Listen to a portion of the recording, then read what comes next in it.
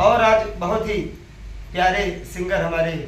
छोटे भाई मोनू दीवाना जी हैं और बड़े भाई हमारे बबलू टाइगर जी हैं और हमारे बड़का भैया हमारे सबके अगुआ मुकेश भैया हैं और इनके ही सानिध्य में एक छोटा सा मनोरंजन हो जाए। हमारे मोनू दीवाना जी आइए।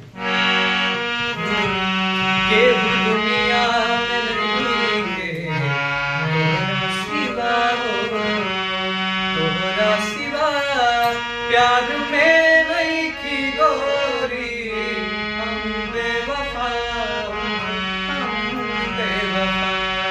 चाहे बतिया के माना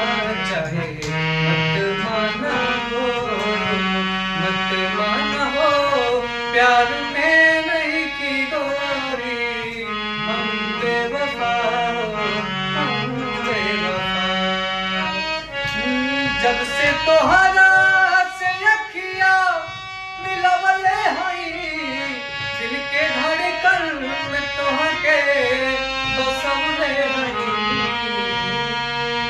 जब से तोहरा